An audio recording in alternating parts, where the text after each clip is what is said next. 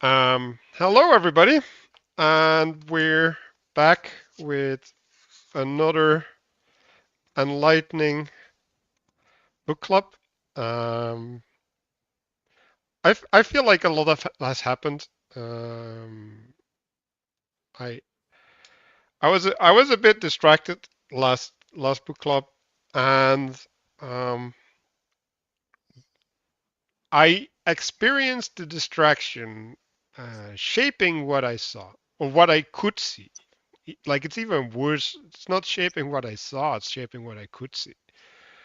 And so the intention that I'm having is like what is the eyes that I'm using, right? And it's not so much in in the affirmative sense of like I want to use the right eyes or something, but well, I guess I'll go into it already.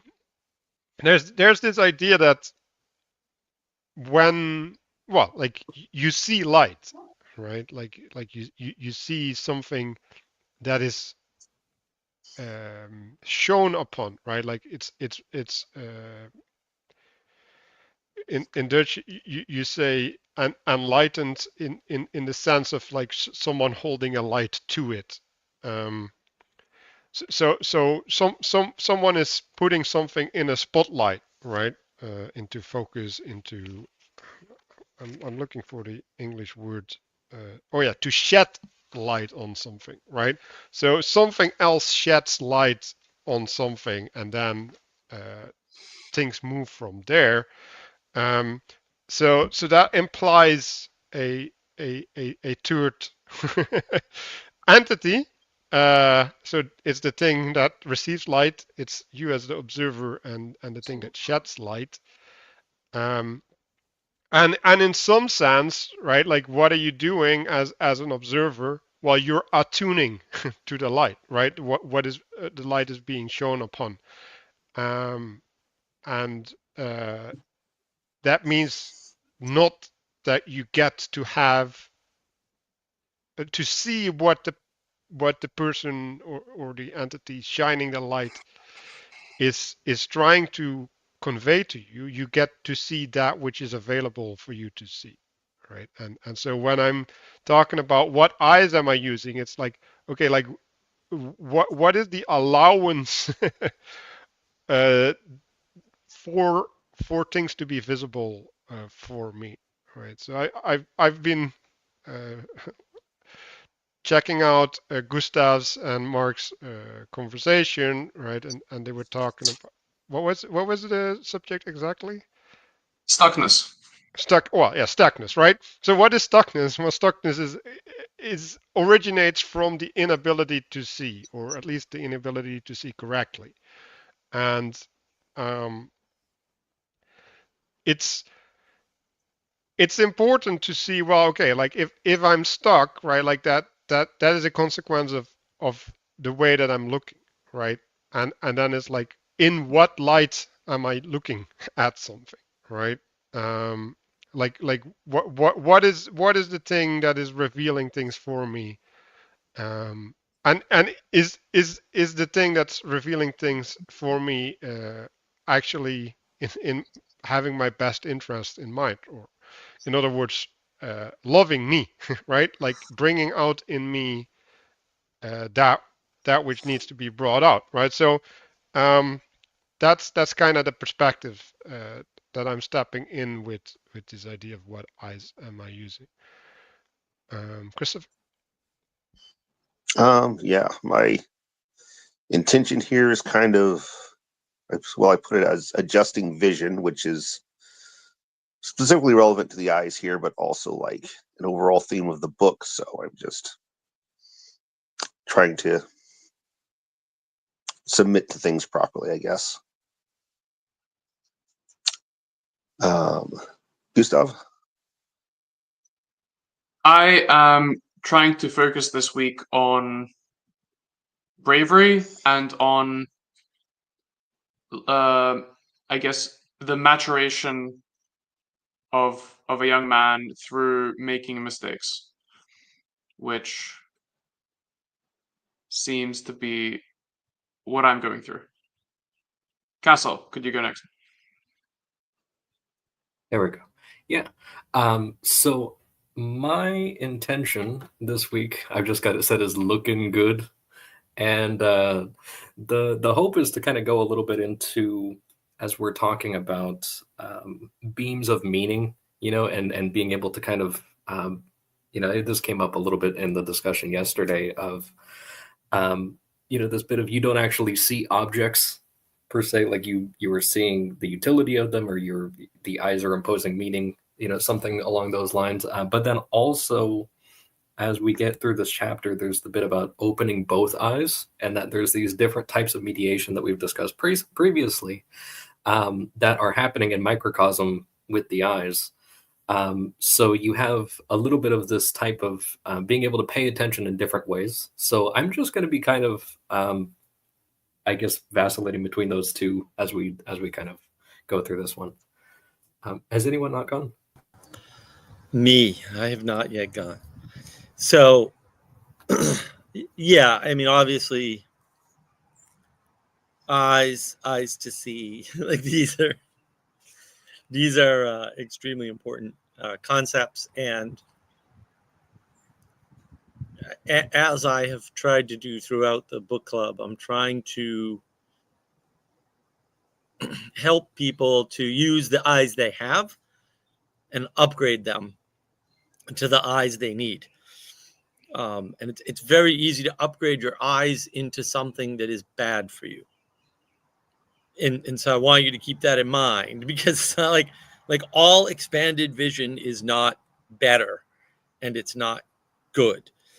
And so you need to focus on more of the identification of the true, the good, and the beautiful through what John Vervaeke refers to as relevance realization. I would also just call that importance, because it's a shorter word that means exactly the same thing. And also implies levels, right? It implies a gradient. And I think that is the goal here, is to not just show you about the, you have limited vision. Here's how the vision roughly works, we'll say, in a biblical symbolic way of understanding, but also in the pragmatic, are we looking at the true, the good, and the beautiful, right? Because it's very easy to get stuck. Say you're reading a book and you interpret that book by yourself. It's very easy to get stuck on the newness of your interpretation, which may be missing several important key factors that would change the nature of your relationship to the world. And so I want to kind of hopefully steer people away from making that mistake here, because a lot of this, I mean, look, symbolism is extraordinarily powerful, and it's the old, with great power comes great responsibility, and you need to be careful how you're using this stuff. So hopefully hopefully I can help to ground this pragmatically towards the true, the good, and the beautiful, so that we're not sort of running astray, because I could just see ways in which that goes wrong all the time, especially in, we'll say, other book clubs around this book, for example. So it's very important to keep that in mind. So yeah, that's interesting. So you got to see it go awry, and that also is interesting, right? So because you get to see something not happening. It's like, what is that even, right? That means that yeah, like there's a lot of things going on there, right? And it's again, like, what eyes are you using, right? So there's a way to look at things, and I guess I'll get into it. You get to supervise, right? So you have a vision that is above, right? And so we'll get into this in the next chapter, but when we look at things, someone else has has a supervision generally, right? And eventually God has that supervision. And someone who supervises us can correct us without our ability to see, right? So from there follows a relationship of dependence, right? Because now you have an element of guidance, right? And the guidance doesn't necessarily make you see, right? The guidance makes you navigate the thing that you're not seeing, by putting a step that is tangible or attainable in front of you, and that's so that's what a supervisor is for. So they oversee your action, right? And they can find a fittedness for you, right? They can find the place where you fit in. So I like this idea of identifying two words. Oh, and he also did an identify pun. Okay, that was a double a double whammy there. um, but yeah, you are you become what you look at, right? So when you attend to something, that will shape you, right? Like that will shape your future, at least. Like you could say, well, I can resist it in some sense, but you will still be formed by it, even if you have formed against it, right? By resisting it, for example, right? Um, so yeah, so that's a bunch of things about the light, right? So it's also interesting. And Gustav are going over Genesis 1. Let there be light, right? So I was thinking about that statement is like, okay, so we see everything in the light of God, right? And in the light of God, everything finds a meaning. But we can also look at things in the light of something else, right? And then the meaning changes, right? And that meaning might partake in the meaning of God, right? But it might also not, right? Um, so the way that we use our eyes is basically defining what comes at us, right? Our identity, to use RJ's amazing point there. Yeah, does anybody want to Well, hop in? I want to chime in about supervision because you brought up some really good points. I mean, even RJ thinks you brought up good points despite being a Dutchman, apparently. So that was nice of him. I thought that was funny. That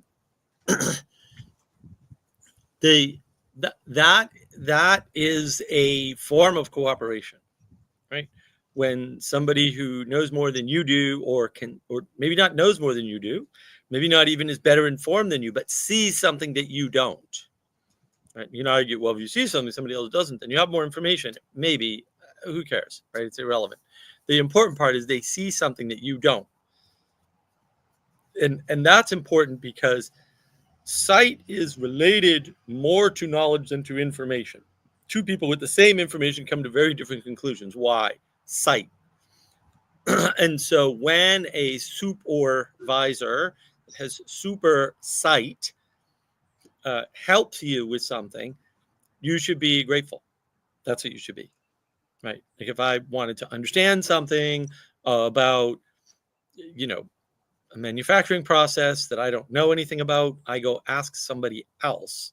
That's another form of cooperation. But when you're in a hierarchy, the person above you is presumed to have better sight than you have, whether or not they have better information or even worse information, because more information will not help. See navigating patterns, a video on that.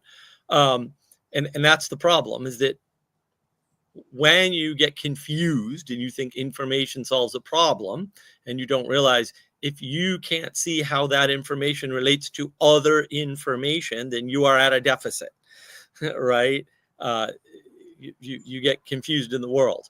And appreciating the cooperation of somebody above you, a supervisor, is really important for you to grow. Like, you cannot grow, and to know your own limits, because I will never be able to play guitar. It's never going to happen. I've been trying to disprove that for my entire life, and it's not working out. And so you end up in a real conundrum, which is, if you're trying to do something that you're never going to be able to do, we'll say at a level that you wish, you either have to settle where you're at, which is nothing wrong with that, or change what you're doing. Right? The option isn't find a way around the limitation, because there are lots of limitations that you cannot get around. I don't know what they are, right? And you could argue, well, the problem is I don't know what they are. Well, then you better set a timeline for how long you're going to try before you give up. And it's the people with the vision that you don't have that can help guide you in that way. And you cannot guide yourself in that way because you don't have that vision. And we get confused because some people, we'll just call them confused, will tell you there's such a thing as self-transcendence. And of course, that's an impossible situation. Just a total abuse of the English language. Those people should probably be brought up on charges, treason against humanity. You can't do that. There's stuff outside of you that enables you to transform. And that stuff is important, because all transformation is not better. Just like it's like more information won't help, and more sight won't help necessarily. It's not necessarily better. You have to be careful with these things. So yeah, I did want to sort of say, yeah, having a supervisor is useful. You'll hear this. This is sort of spoken about in different ways in various spaces. So in the entrepreneur space, get a mentor. And mentors are generally free, by the way, so it's not a money issue, right? You get a mentor to help you start your business, right? But in lots of industries and such not, they'll talk about getting a mentor. This is not an unusual thing to talk about. But that's also a supervisor. It's usually somebody that has more vision than you have, because they have more experience than you have with the thing. And that's the problem, is that a lot of people get confused because some people are put in the role of supervisor when they do not have supervision, right? And so you can find instances of that, because I hope everyone's sitting down for this. It's an imperfect world, and we're imperfect people. So it just turns out that having the video game reality version of this is not an option. And I think a lot of people, when they try to help other people, if they don't understand, we'll say, the symbolic way of relating to the world, such as exemplified in this book, they will end up doing what RJ suggests down below here in the comments, which is they will end up micromanaging. And the reason people end up micromanaging is because they know what worked for them at the lowest, we'll say, manifestation level. And that's the problem, is that worked for them, but it doesn't work for others. And there's lots of ways to get the same or a similar result in 99.9% of cases, or similar enough result, worse yet. And so micromanaging is usually counterproductive, although it can be helpful for your supervisor to show you things at that manifestation level that will help you, if you're open to it, right? Like, if you think all help at that layer is micromanagement, you're screwing yourself. And yes, very often people micromanage, and they shouldn't. That like, both are true, and discernment is what helps. And symbology, or the interaction with the poetic way of informing the world, which includes symbolism and a bunch of other things. See the knowledge engine model on navigating patterns. That is what helps you with this type of discernment at this layer. I want to add something that was super useful, Mark. But I want to talk about the super aspect of this thing. So, and this is a little bit preempting some language that's going to be used in some later chapters that are coming up, in a few years. But we I wanted to mention the fact that we have. So there's a lot of stuff, that's going to be used like meta and all these things that are going to be talked about. But I really like the word super because it actually does mean the thing that people generally mean, which is above or beyond or over or something like that. And I relate that to the supervision and oversight comment that RJ had. But I also wanted to kind of mention, again, because this chapter goes into next week's chapter very, very well. The It's hopefully not the same chapter. Stop micromanaging, Castle. Right. I will not. This is my supervisory report. But you have the aspect of the supernatural, and I've heard these things where it's just like, oh, well, if you have a whole bunch of supernatural things, they try to like quantify it rather than have it as like a qualitative thing. And so I wanted to kind of point out that it's not just a sort of binary thing. If you have a dog that's receiving veterinary care from a human being, like that is supernatural help because it's above their nature. And so like you can flatten it to, oh, only ethereal is supernatural or something like that. But strictly speaking, if you're talking about the nature of something, whatever is above that nature is supernatural, in the same way that the supervisor doesn't necessarily have some sort of, like that Norse guy Heimdall being able to like see the future, whatever sort of stuff. Like he just sees something that you don't, and you can submit to that or not. And in terms of the submission thing, especially with the fact that, okay, maybe there's a certain layer that you can't get above, at least in your current state. But I was thinking about, like band arrangements. You get things, especially with the musical thing. A lot of people can't play at an extremely high level as like a soloist or something like that. But if you've seen the sheet music for big band arrangements, like they're not very complex. A lot of times it's just, you're just playing actually, if you have a large enough band arrangement, you're just playing the same note over and over and over again for like 2 hours. And, but because of that lower participation in something higher, it actually becomes a much higher overall participation in cooperation. So I just wanted to kind of share that because that's going to lead into some of the stuff that is being kind of charged up this week. Yeah, I want to just riff off that. That was great, Castle. That was fantastic. Yeah, participating in something like a large band, we'll say a college sports band or something, right? Big band. That allows you to, as part of a larger body, produce a superior product, right? And I wasn't expecting we would ever mention it, because I'm always like, do I want to bring this up? Is it too much? But I like that you mentioned, no, supernatural is just a hierarchy of nature. It's the expression of a hierarchy of nature. The things above you, will say. But also, I am going to open a betting pool. So anybody want to take bets on when meta-natural becomes a term that people are using to get away from the supernatural? Because I know it's coming. So I'm happy to take, 6 month, 12 month, 2 year, whatever bets. Just stop into the Discord server. We'll work out the betting odds there. Mark, stop meta zeitgeisting. Don't do this.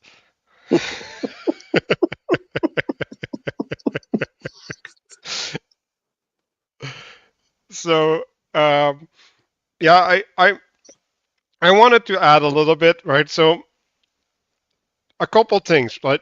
Like this, the things that your supervisor communicates or sees about you is not their whole vision, right? So I Mark had a couple years ago this conversation about humans being able to see what God sees, right? And it's like, well, you might get to partake in part of what God sees, but you can't have his vision, right? Now, you might be able to get your supervisor's vision, but this can only happen if you bind yourself, right? And you get transformed into that role, right? That identity. You adopt that identity. And I realized that this might actually be the most valuable resource that we have, us binding ourselves. And that it's actually ridiculous to do that unless it's absolutely necessary, to bind yourself to a thing that's already fulfilled, right? Like if you have a supervisor, like why are you trying to stand in his shoes? Like he's doing it, right? Like you don't have to. Well, now that opens up a whole door with trust and stuff, right? Because there's a bunch of conversations around trust, and I think that has to do with this, but we'll not go there, right? So yeah, let's just open up the book. I need to go to this. So was this last week? Oh no, well, we're talking about the both eyes were opened and they knew that they were naked. So Castle already alluded to this both eyes aspect. So when you look at something, right, like it always has two components, right? The things that you recognize and the things that you don't recognize that you can't place. And in order to fully see it, you have to account for both aspects, right? So you have to have eye for both things. And okay,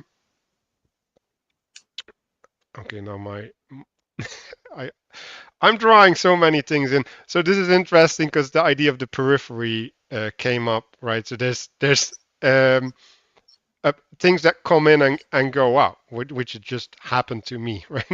All of these things that come in, and it's like, well, is there a place for these things, right? Like, can I place them, or should I keep them out of the conversation, at least for now?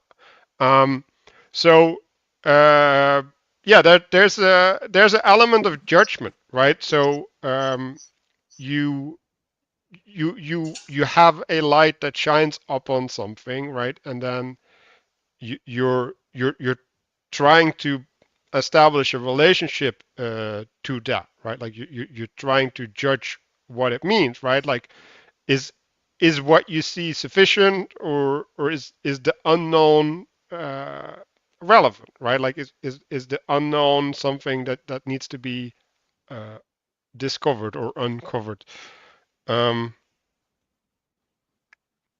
So yeah. So we're looking at something in some type of light, right? But that doesn't mean that our eyes are open to receive that light, right? So we might have the frame, right? But we might reject or be unable to partake in parts of that frame, right? So there's ways in which things can be hidden to us, and so that's on your side of the equation, right? Like the light reveals it, but it doesn't reveal it to you, right? Like it's not available to you yet.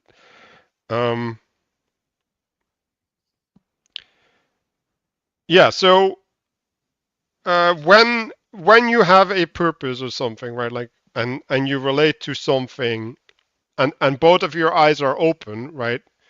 And the thing doesn't fit your purpose, right? Like now you're in a state of unease, right? So the known is not enough, and the unknown, like you haven't unpacked yet, right? And so like now you need to reestablish a relationship to that, where everything fits your purpose again. Maybe I'll stop there. There was a thing I noticed on this where you have the extended vision, and that's under the water there.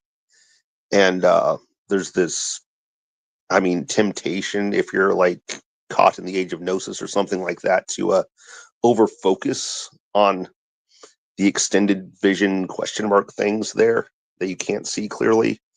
And that just causes people to get, distracted from the familiar things that they should be paying attention to, and then you're just disoriented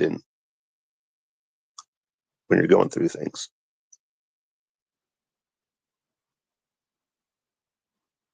Yeah, because there's a promise in that what is hidden, right? And if you don't have a proper relationship to your purpose, right, you're trying to find your purpose in that what is hidden from you, Right. right? Basically, you're believing that it will speak for itself, and then the question is, well, what does it speak to, right? It's just like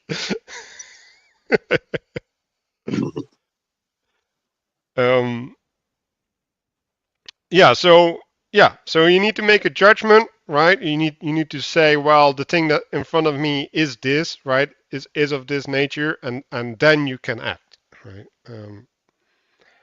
So like I want to go back a little bit to this idea of the snake. So the snake is tricking by lending Eve its eyes, right? So it's putting Eve into its perspective, right? And Eve is able to adopt that perspective, right? But she's not able to wield it, right? She's not proficient in that perspective because it's not her perspective, right? She doesn't know the implications. So it's interesting. Well, you see this in the left a lot, right? Like it's like, oh yeah, this is wrong, right? So they're trying to resolve something within a perspective, right? But they're not aware of what is moving them, right? And whether that's a good thing, right? So there's yeah, and so when you have a perspective, right, and you can't wield it, right? So naming the animal is you being able to wield the perspective, right? Like you have dominion over the animal. But being unable to wield this perspective exposes something, right? It exposes that there's something more, something above, something super, right? Uh, that is the origin of this perspective, right? And that means that you don't have a complete relationship to the world, right? That mean now there's a big question mark, right? Like what is what is guiding me, right? And so now you're getting into the what is good, right? question, right? Like, am I able to trust this? So that's a way to see the fruit.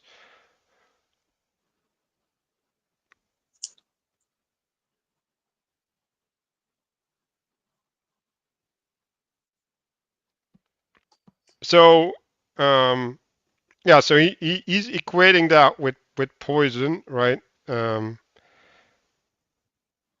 So I just think that uh, it's well, I've been thinking about Kairos moments, right? Um, and what is a Kairos moment? Well, the Kairos moment is the identity becomes in disorder, right? And then you have to establish a new order, right? And so Jesus gets baptized, he receives the Holy Spirit, and then he gets tried by the devil, right? And he gets 3 trials, right? And so why are you tried? Well, that means that you prove who you are, right? Like you get shown your new identity by basically affirming something, right? Or like, so he could go with the devil, which means that he would be, well, an earthly person, or he could go with God, right, which means that he's a godly person, right? And so like in that new identity, you get reestablished, right? So, well, I don't want to. You get shown to yourself in some sense by being tested. I guess I'll leave it there. What I might add to that as well, because that example is really good for the extended vision bit, is also kind of like interpretation of things that are maybe open to interpretation. One of the funny things, because it's actually interesting, like that specific thing is coming up in this Sunday's mass readings, and the like those actual temptations, and one of them, the devil actually quotes scripture, which is really funny. So he actually goes and like literally is using the word of God to try to tempt God. And it's just like, oh my goodness, like the absolute audacity. But also that also kind of goes to show like there are things that normally may seem familiar, but maybe you can't exhaust every single aspect of it. And so, and like Mark has got to use this example before, that you can rationalize basically any sort of perspective if you really want to, like if you're willing to commit. And so it's really easy to take something and twist it. And there is a need to actually maintain your connection to that attention upwards. Otherwise, you just wind up getting kind of pulled along. Yeah, right. And that's what the snake speaking is, right? So the snake speaking is basically the pulling from below, right? Like the gaining of identity from below, instead of God speaking, where you receive it from above.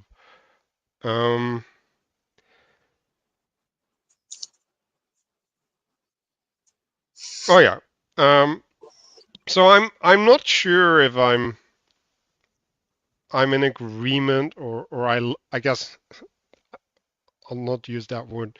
If I like the way that he's describing the left eye, right? So the way I see the left eye is it's like the left eye is trying to give things a place that it recognizes in reality, right? So it's trying to identify things that don't have an identity yet, right?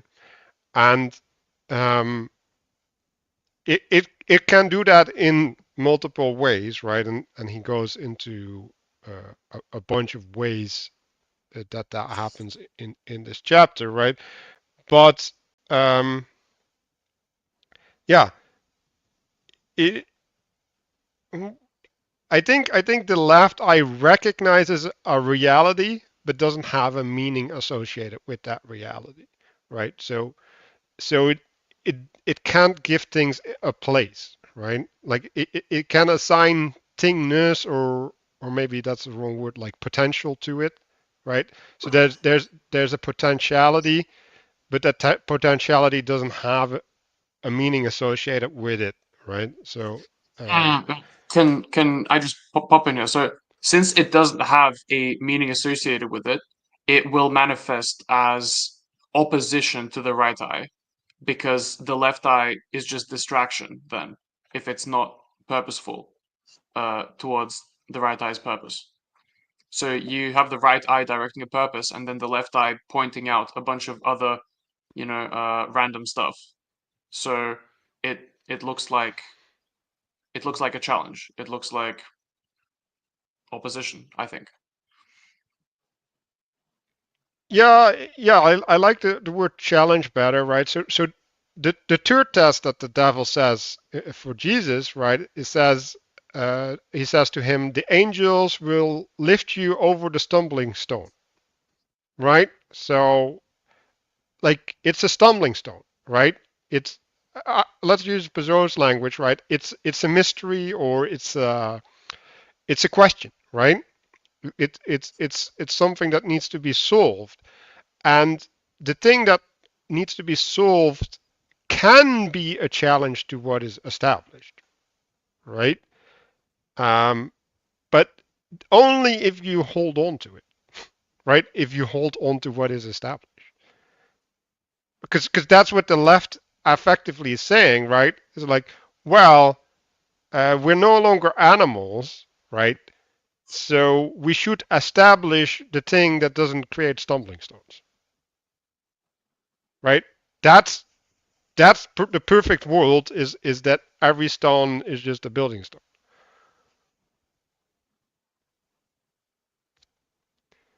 Well, if you have a good enough ruler, then he will be able to make every stone into something useful, right? No, I don't think so. Like, I think you. Isn't that what you're saying? That Well, that's in what the a good left world, wants to do. Like, that's what the left wants to do, but I don't think you can do it. Like, I don't think it's an option. Right? Like, the whole thing about the New Testament is that people have to willingly follow Christ, right? Like that, and so like you the only way to make that stone a stone you can build upon is the willingness of that stone to participate in the building.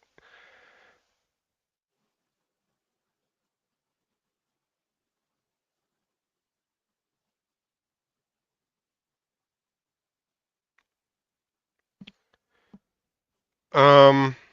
Okay. Oh yeah. So the left eye doesn't see the meaning, so it evaluates, right? And that means that it assigns or tries to assign value to something, right? And so like what is value, right? Like value places something in an importance relationship, right? So when something is valuable, it means that it's important to something else, right? And when something is important to something else, you can put it into a hierarchy. And yeah, well, okay, I'm skipping a step, right? So you create its significance, right? And that significance eventually becomes relevance when it starts participating in a purpose, right? So it first signals that it can fulfill a role, right? And then when you put it into that role, then it becomes relevant, right? Like it relates to that role. And yeah, I think I want to go, Mark. You know the thing that we were doing with the fluidity and the fluency and all of these Oh things. yeah, Yeah, yeah. That slide. Yep. yeah. So I think this connects to that, and I think we should we should pick that up at some point because I think there's a way to. Yeah, yeah. Well, we'd have to take it out of the brain model or the thinking model, whatever we're calling it, Mhm. and put it into and you have to alter it, right, to work at the next scale up. Is that Yeah, one it's a scale? responsive thing, right? Like it's a means of responding to something. Right, but we'll get that insight as the result of doing it the means of responding to the other elements in the model and in the knowledge engine model.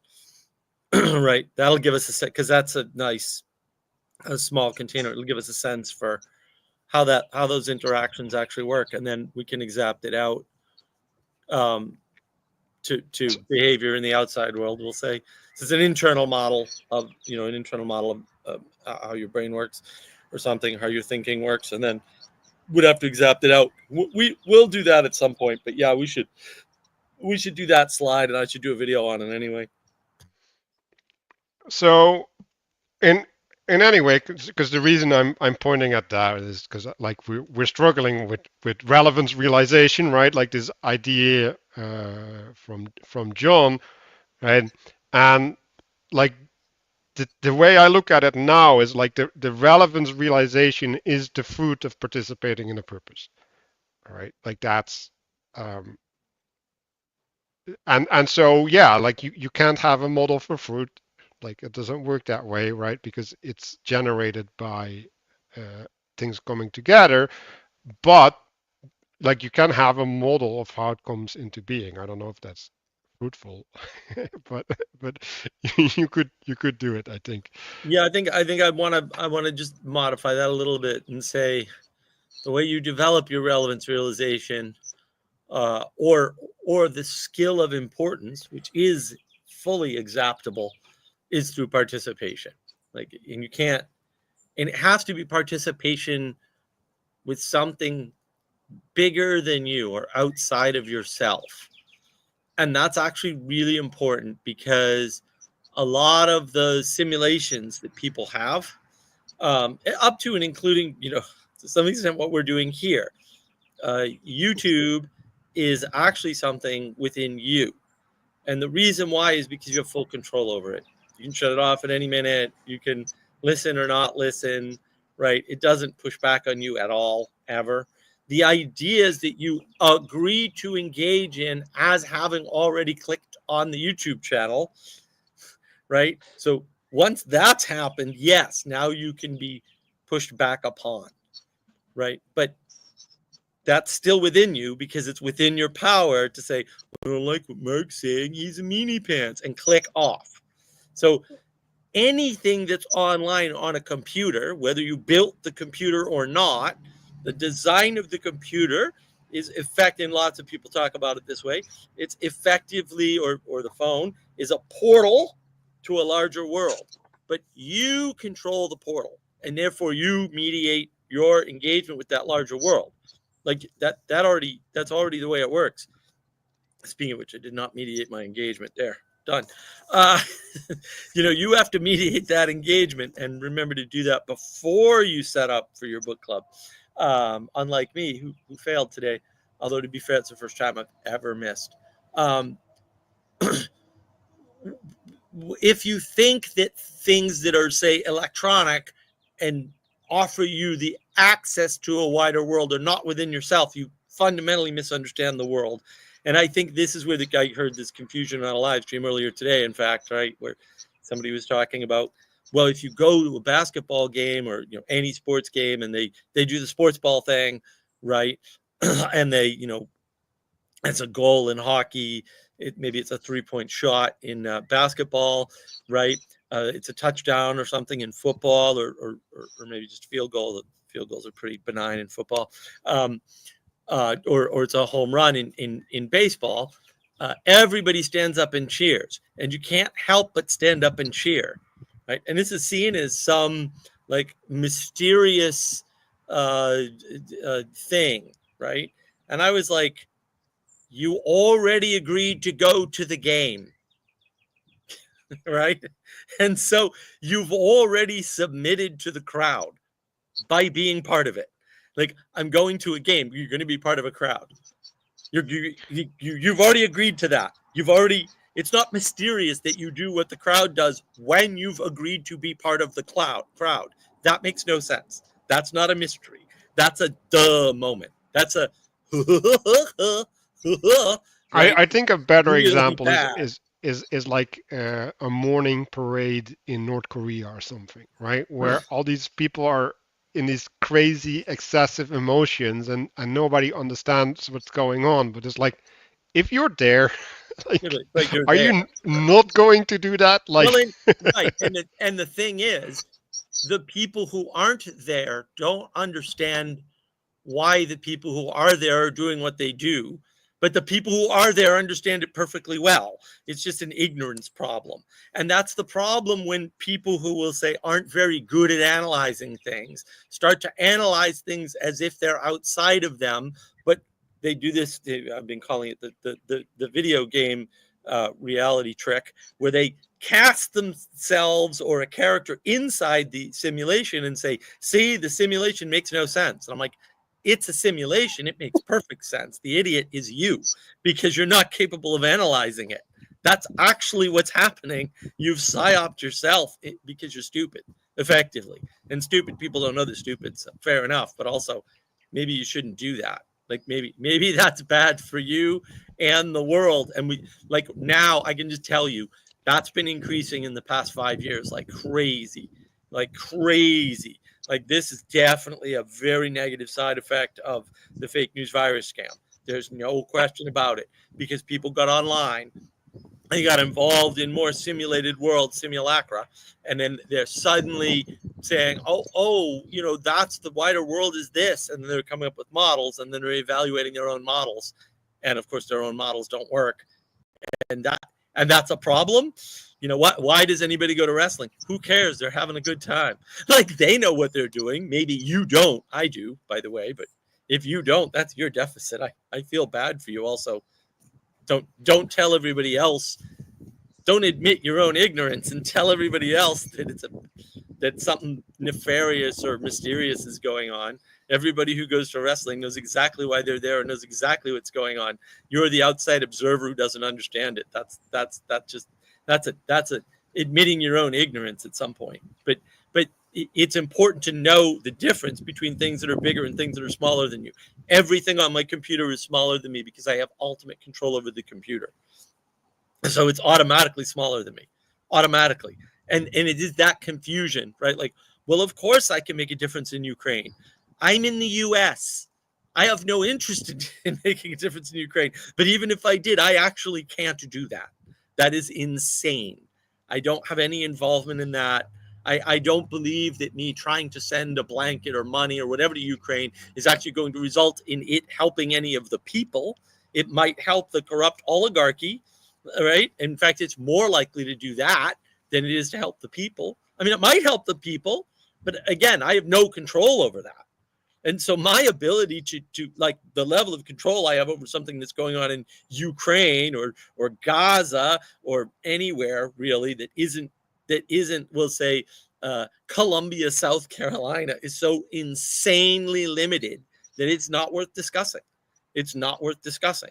And that's where we get confused because we don't understand that relationship. We just don't get it. It's a huge problem. So I think when we think about lived experience, right? Like that's actually a way to point at this problem, right? And so like what ends up happening, because like the problem is not every means of acting is valid, right?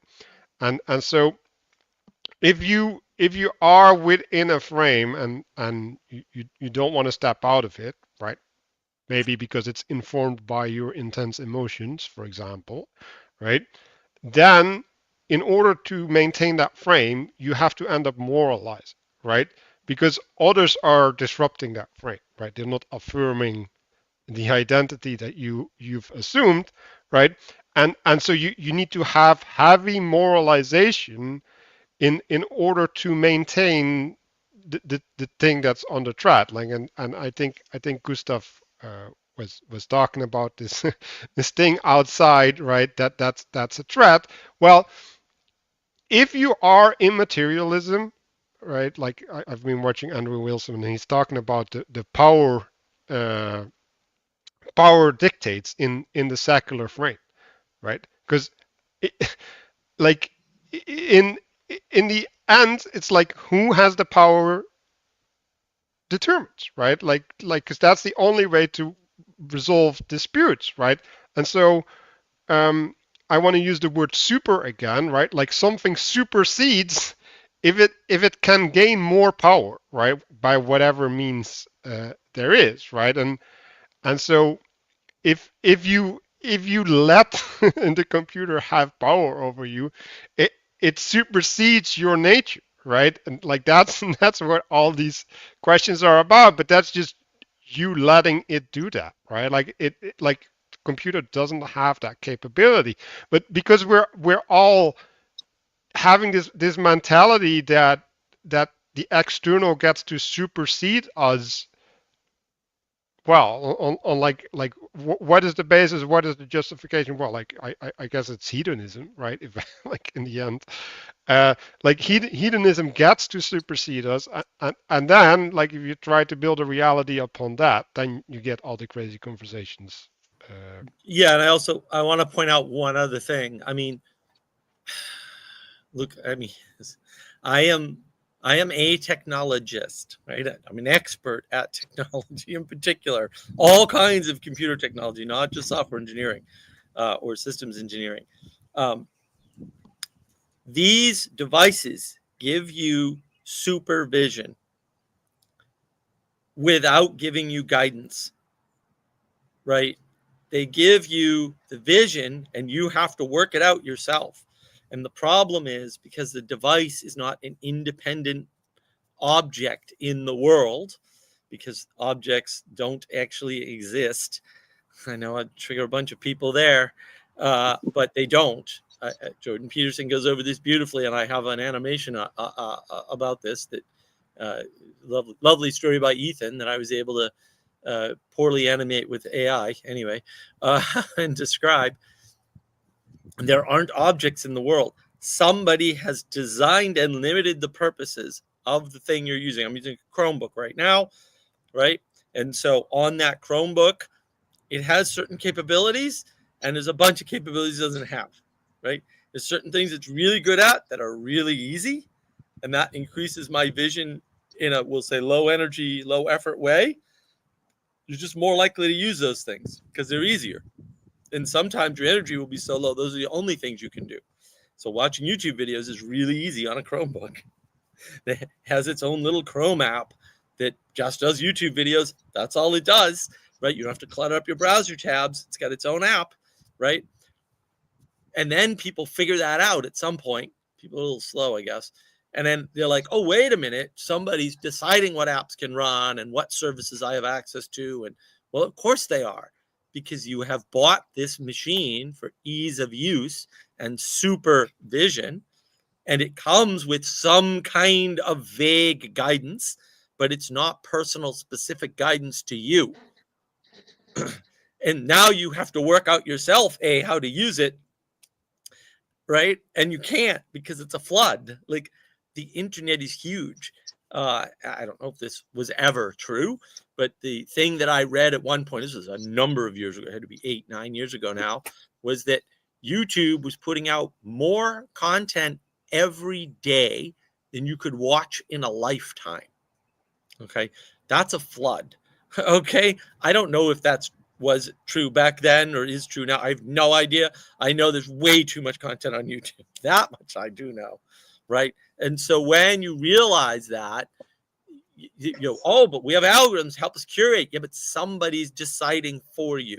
But that guidance isn't for you. And so on the one hand, people want the, you know, they want the supervision. They want this tool that allows them to see the world and know more than, you know, more than the talking heads on TV, what's going on in Ukraine. That's not a plus, right? Because you're not focusing on the important things about what's going on in Ukraine. You're just focused on whatever you have access to. And that may or may not be important, because a lot of people will just record a lot of random things. I mean, I've got a video of me kayaking around my pond. I mean, if that's interesting to you, I thought it was interesting. I did all the work to record it, but you know, that's right. But like, who cares, right? Almost everybody on the planet couldn't possibly care less, right? And they shouldn't, right? It's not important, right? It might be important if you know me and you want to see my pond. That's about the only case where it's important, right? It's not important to every other person. So we've got this flood of information as a result of this supervision that's happening without personalized guidance. Yeah, right? so I want to add something, right? So Van der Clay and David and all of these people, like they want to fix this problem, right? So the way that they're fixing this problem, right, is basically, oh no, we're now adding a human mediator, right? And they are aggregating everything into an egregore, because but what's happening is, well, you can make a collective, right, that's filtering things, right? But like, what are you doing? Well, you're hoarding treasure, right? Like you're bringing in all the shiny things, and then it's like, well, but what's the purpose of this treasure? Like, Yeah, what? you become the dragon, right? Right. Right, and you're also doing the same thing as the thing you're criticizing. The mainstream media was hiding information from us, but then you're picking out the shiny things, which means you're hiding information from everybody else, and you're trying to fill that role. And of course, you can't, because you suck, which is why you criticize the mainstream media incorrectly all along anyway. Not that what you said wasn't right, is that your diagnosis and solution were completely wrong, because you didn't actually understand what had happened. You just thought media bad, therefore we need no media, but now you're just reproducing it. Tim Pool talked a lot about this back in the day, around just before the fake news virus scam and during it, about his time at Occupy Wall Street, where they basically reinvent capitalism and reinvent police forces, and the anarchists always reinvent all the things that we already had, that they had forsaken and tried to rebel against. right? And so, yeah, you need to know that the vision and the symbol of the vision and having extended vision is not a solution to a problem. It's just a statement of how the world is, but now you need to deal with it. You need to do something with it, something And specific towards the true, the good, and the beautiful. and so like I gave this example, right? So that's a collective vision that has extended vision, right? So there's like, well, like they were using the word tentacles, right? Like the reaching of the tentacles, like, but what is that doing, right? Because that's the question. Well, like that's just showing you more of yourself, right? Because like in what light are you watching? Well, you're watching in your own light. You are self-referencing because you're self-filtering, right? So you will only see yourself in the things that you bring in, and like you could say, well, like the other tentacle is not me, right? It's like, okay, but why are they connected to the same head? Because they're you. Like else they wouldn't be connected because they'd go their own way. So you're sharing, which is interesting, right? Because now maybe I figured out the identity of TLC. We finally did it, Mark. The tentacle dragon of pure evil. Yeah, something like that. Yes, but like it's the tentacles that are are attaching to the head that allows them to be tentacles. That's TLC. um. Sounds fair. Anyway, uh, well, I want to supervise this a little bit. You get to decide whether you're a tentacle, so don't decide to be a tentacle. Fixed. Um, I just wanted to point out that the opening of the eyes and the flooding and all that kind of stuff is the equality doctrine applied to the two different eyes. Because otherwise you have a hierarchy between them, which allows you to maintain, the identity of that which is familiar as familiar, and then you're able to acknowledge that the other eye is different, and the other eye sees the strange and the ambiguous, and then you kind of from there you move on, and there's a challenge of domesticating or conquering or driving out the strange, right? And that's a challenge in itself, because part of that is figuring out the strange, finding out the identity of it, because it's strange. It could be any one of those things. It could be integratable, or it could be drive outable. Like it could be a monster, or it could be a a a good building block. But you have to figure that out. And that ambiguous identity is that which is in the strange. It's everything outside you, and that's why it's such a blessing to just live in the familiar and in the structure. And as the Bible says, respect your father and your mother, and you will live in their land. And that's what the familiar is. You don't have to figure out whether the berries are poisonous, because they've taught you, and it's your father's land, and he knows all the berries that are in his forest. Uh, and the strange, just don't worry about it. so that's interesting. So going back to Adam and Eve, right? So they ate the apple, right? And then they didn't take responsibility, right? So instead of turning back to God, they covered themselves, right? And so what you're talking about, right, is like there's a way to reconcile, right, which is to return, right, to repent, and there's a way in which you hold on to what you just did, right? Like you hold on to your sin, and that means you find yourself in exile, right?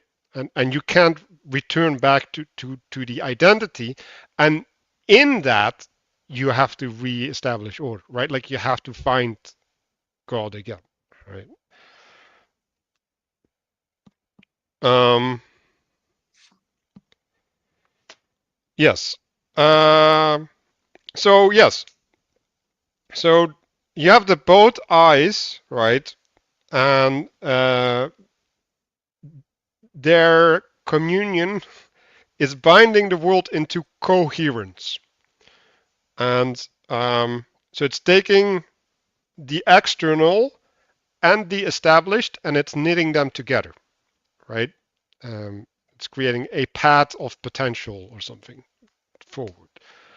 Um, so yeah, let me not go too far from the book.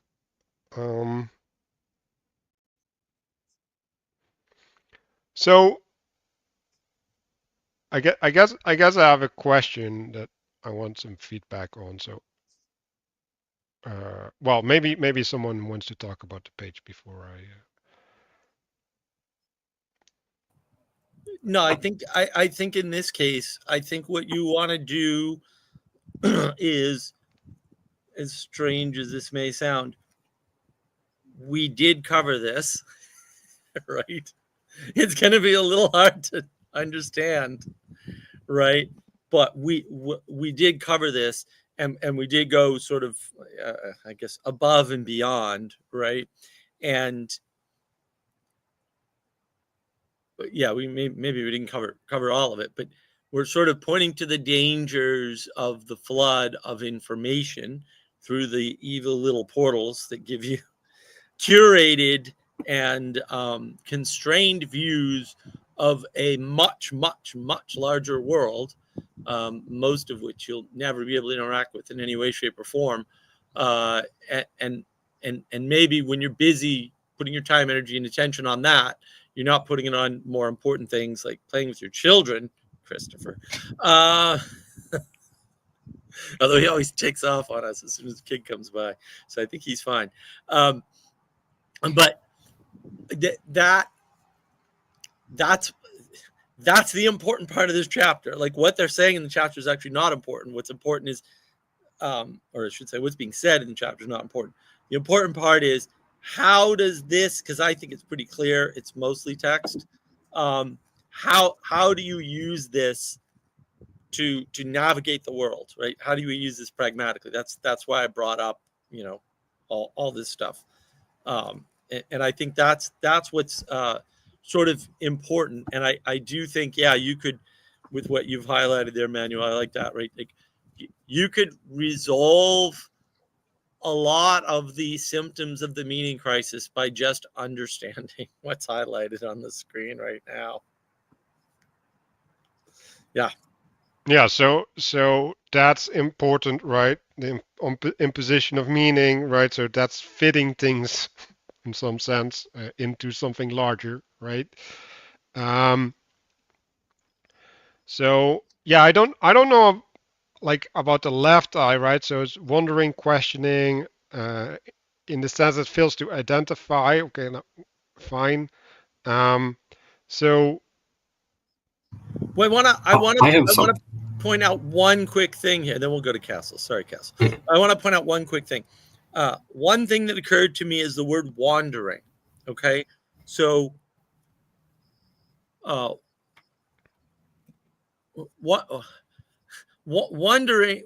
wondering is the ethereal version of exploration, and it's internal, and wandering is the material version of exploration, and it's external.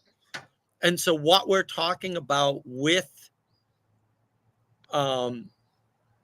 with wandering and wondering is this idea of exploration. And what we're talking about with the eyes is this is all internal to you. I just want to, again, I've been doing this contrast with inside and outside and vision versus supervision, right? And the fact that you have access to supervision doesn't mean you own it and control it. And that's where people are running into a problem. I want to give a spin on that, right? So wondering, right? So when you wonder something, well, no, when you wonder, you're trying to find your place, right? You're trying to embed yourself. Maybe. When you wonder, you're trying to embed what you're wondering about into the world. Like you're trying to find its place, right? So you're relating to something external and you're trying to relate the external to other things. Go ahead, guys. So I'm just a handful of things all just kind of clicked for me at once, because you had the bit about you have kind of the covering and everything going on during the fall in the garden. You have this aspect of trying to, kind of like hide your sins and so forth. And the wandering and wondering was a really good point, because it actually ties in directly into what I was going to say. And I'm glad that you cut me off, because I'm going to use it. Is that when Adam and Eve sin, and they go and they recognize their nakedness, they see the nakedness, and then they go and they try to rectify that artificially, as we covered in previous chapters. That the next thing that happens is it says that they hear the footsteps of God in the garden. So he's wandering around through the garden and he asks where they are. So he's like he knows, but also he's carrying out the actions of wandering and wondering where they are, so that they have an opportunity to kind of go and say, hey, like, I'm here. As a bunch of times throughout the Bible, there's people get called by God and they're like, here I am. But they didn't, they go and they're also hiding in a flood, in a sense. So they're surrounded by leaves. They then kind of take that onto themselves. So there is, a little bit of a camouflage element to that as well. We talked about like anonymity a while back in disguises. And so you have that aspect of, in order to receive the assistance that they needed, and like assistance is also, it's kind of like a righteousness thing, like it's to stand with. And so in order to receive that, like you have to be clearly visible. Like there's a certain aspect of being within the right eye's regular sight. And if you kind of, especially you take examples of like King David, in Psalm 51, where he says like, my sins are ever before me. And he goes and he calls himself out, but then he says, hide your face, like he's asking God to hide his face. Like he's not hiding himself, but he's saying, please hide your face, and also clean me of all this stuff and everything. So there's this bit of like, I am submitting to your right eye vision so that you don't have to come looking for me, because you take this example, taking the example of a supervisor, where it's like, if the supervisor is looking for you and you're nowhere to be found, like it's a lot worse if they have to come looking for you. Like if there has to be disciplinary action and you completely vanish. It's one thing if you say, hey, I have an emergency, yes, I realize I have to bail early or something like that. But if you just completely vanish, like that is a completely different matter entirely. So I want to, well, I don't know if I want to say the word correct, but I got this new perspective on God in the Bible, right? So before, Adam and Eve were walking with God, right? So then you get God walking, right? And they're not walking with him, right? So from his perspective, right, it's like, why are Adam and Eve not beside me, right? They're not partaking in, and then he starts looking, right? So if and this is where I came up with this idea of supervisor, right? So when your supervisor recognizes that you're not partaking in what he's supervising, he's like, wait, what? Right?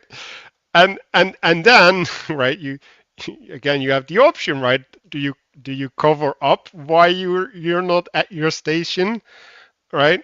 Or are you taking responsibility, right? And so the point I want to make is there's there's an expectation from the perspective of God, right? Because there's an established norm, and the norm is violated, right? And so you, if you say that, okay, from God's perspective everything is fine, right? And like I'll bring in Noah as well, right? Because he throws in the flood there because the same problem occurs, right? Um, so the norm is violated, and as a consequence of the violation of the norm, God responds, right? Like now, so now God gets revealed in a new manner, right? Because there has to be a new norm that is established because the old norm can't hold.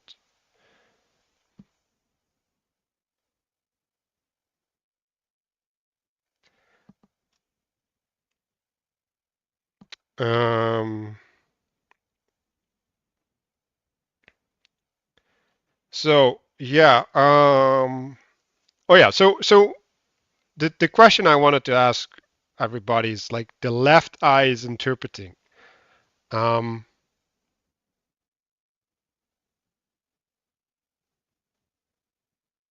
yeah, I don't know. Like that felt, Where is interpreting? but it's highlighted on the.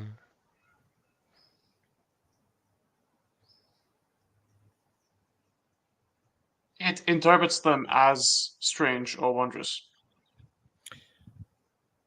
Yeah, I think that's probably just bad word choice. Yeah, me too. Yeah, I would just chalk it up to that. I would say that he's French Canadian, so he is French Canadian. Wow, that's actually it's a really good point, Gustav. It is a really good point. Yeah, it's very hard to translate certain French concepts into English. Yeah, I think it's just the closest analog. If the eyes did interpretation, that's what it would do. But eyes don't interpret, and so I would say It receives or something or engages. Or like, engages or perceives would probably be. This is what I mean. Like, I don't even think you can do it in English correctly. I don't think we have a good English word for it at all. I'm looking at the breakdown of it, and it looks like you get inter, which is between, and then per is to pass over. So it's like passing over between things. Like there is a bit of a wondering aspect of passing over between. Well, that's what I mean. Like that's, but it's not in English, right? Right. That's the problem. Is that it's technically correct, but it's not correct with the word usage in English because English sucks and we have problems. And what's funny is we have to interpret it, right? Right. And of course, the irony is, it's a word that requires interpretation. Yeah, that's interesting. Yeah, because it's talking about something ineffable, right? And interpretation is making something concrete. I can fix it. I can fix it. Delivers. Because that's what guys are doing. They're delivering, and I think if you do it or engage, right? No, I don't think it's engage. I think it's deliver. I think it's deliver. The left eye delivers phenomena as strange and wondrous, right? Because it's a mode. Let's take a bunch of information. Yeah, but there's like, what is wonder, right? Like wonder is a process, right? It's not a. It's an instability. So in other words, it's the difference between scanning information several different ways and just ingesting information as is, right? But you never ingest information as is. You always ingest information into a frame. So the right eye always ingests information into a frame, and the left eye always is constantly re-ingesting the information. And I think I think delivers is a closer analog to what he's trying to get to. Oh, maybe feed there. Feed. Yep. You're right, because it's not. But I mean, in the knowledge engine model, this would be the difference between. Well, does it map? It might even map. No, it maps backwards. Linear and discrete, right? Versus the continuous. So right, but that's what I try to accentuate, right? So right. The wondrous is a process, right? So there's a continual readjustment.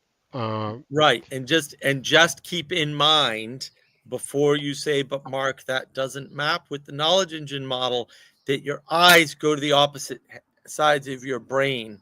So oddly, it maps perfectly, which kind of freaks me out a little bit, but yeah, good to know.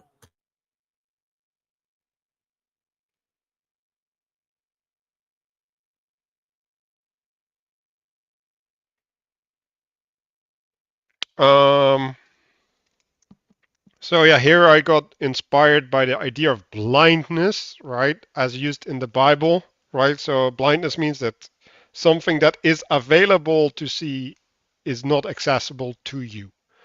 Um, and I think that's an important framing, right? So there's a potentiality, and then there's the way that we connect to it, right?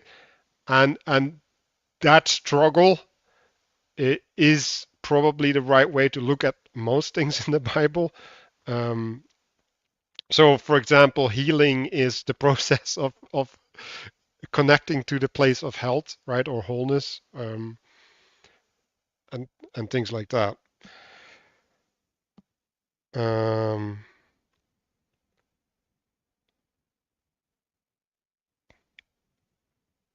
yeah, so when we're talking about the periphery, right, that's the place of mediation between the center of attention and uh, having eyes for something else, um, and that works on different scales, right? So that works on this idea, right, where it's like you have an immediate threat, you have a schedule, right, that makes a demand on you, right? That there's all of these, or there's something of value that appears out of nowhere because you were blind to it before, right? So there's multiple dimensions of this periphery where things get presented to you, and then you have to make the decision, right? Like, do I give that my attention, or do I remain with my focus? Um, and I think one of the most important things we can learn is to make that process fluid. to to say no, this is now I maintain with what I'm doing, or no, like I need to, like, this is God's voice calling me to some other place. And um and if you can't manage that, you have ADHD, right? Like you just drawn into the periphery endlessly, and your whole life is wandering like that. That's just ends up being that case. So, and now I also found the answer to ADHD, which is supervision. But yeah, um, Always was. Always was.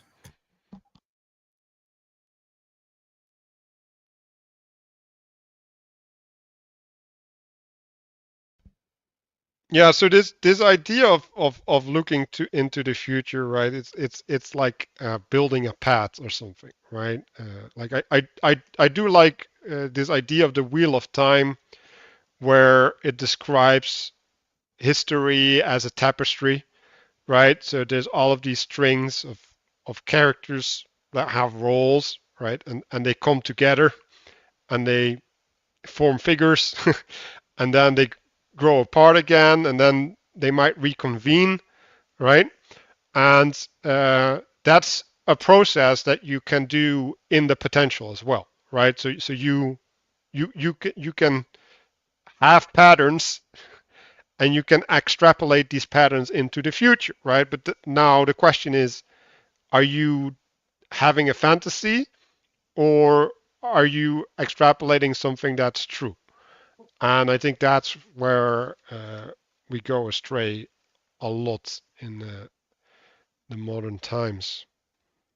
Well, the future has the quality of being ambiguous, right? So it makes sense that it's the strange. And if you look into the future with your left eye, and with that eye, you see that you're gonna have, a good future, that your house will still belong to you, then that's a kind of a good interpretation of the future, right? You're looking into this ambiguous strangeness, and you're seeing something that's friendly.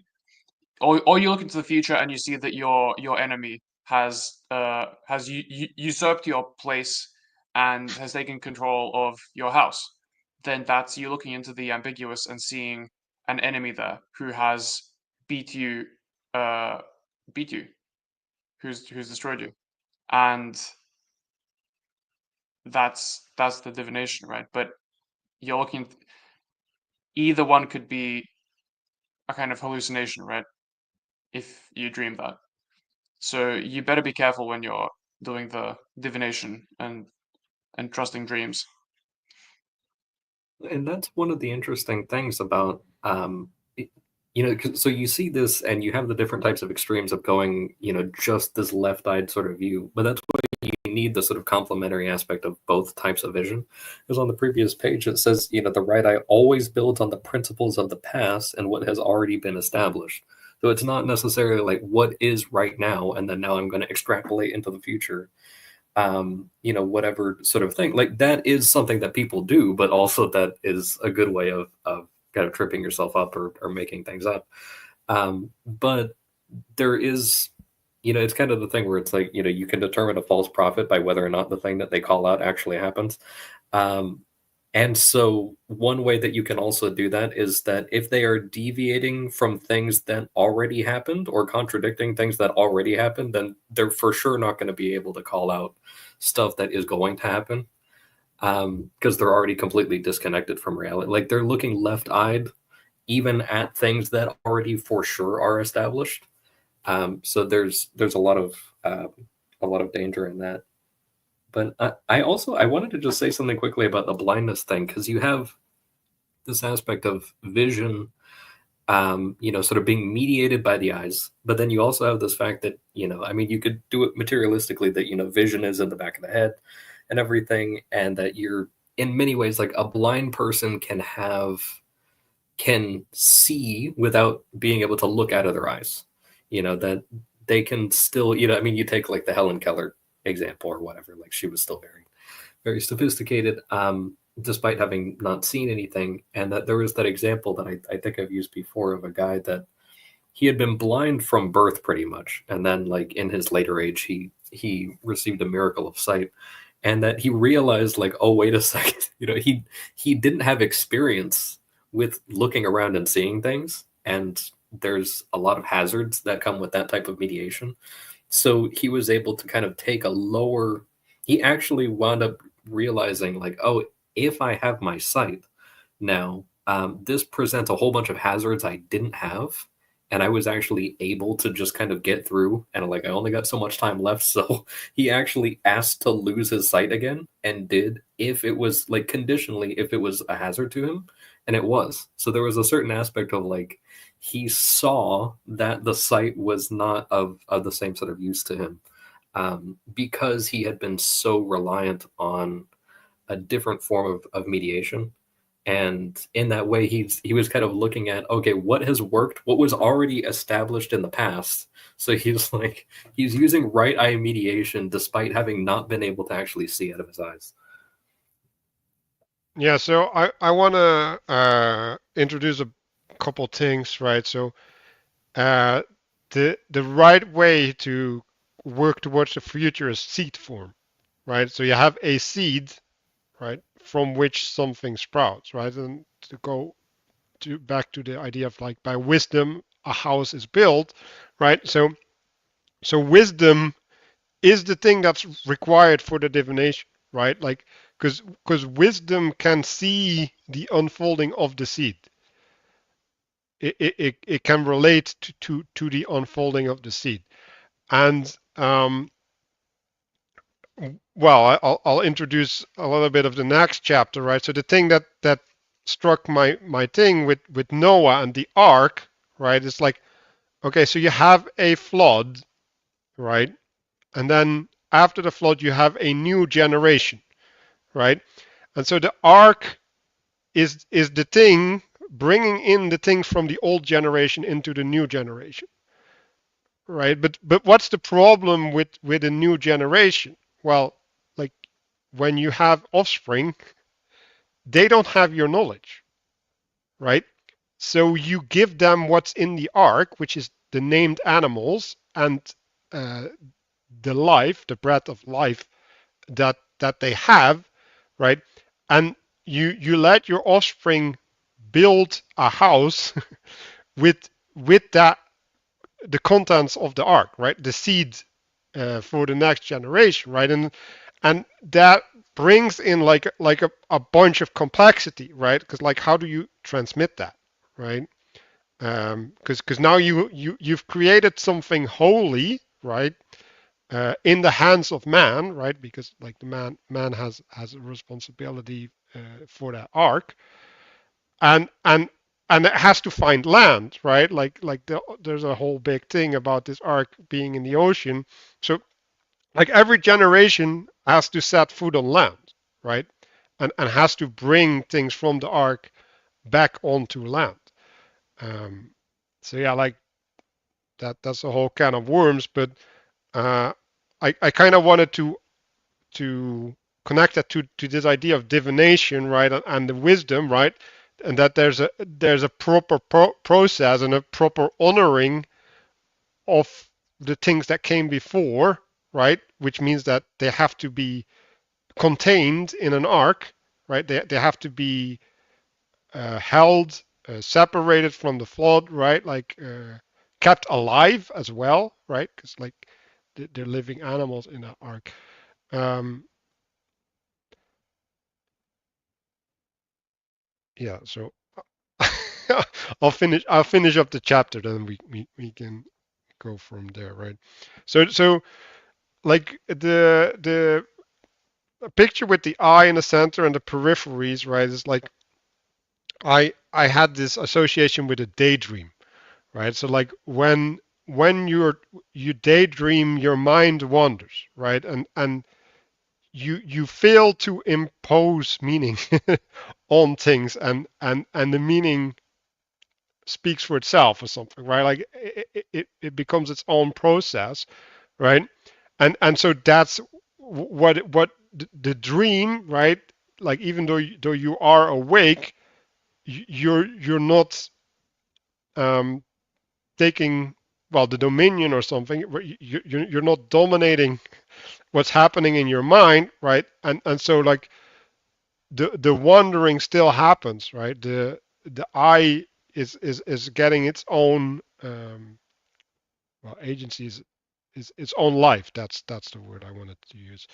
Um, and it takes over, and your mind follows that as well, right? So when we were talking about the phone not having control, right? Like that's in some sense we're falling asleep at the wheel.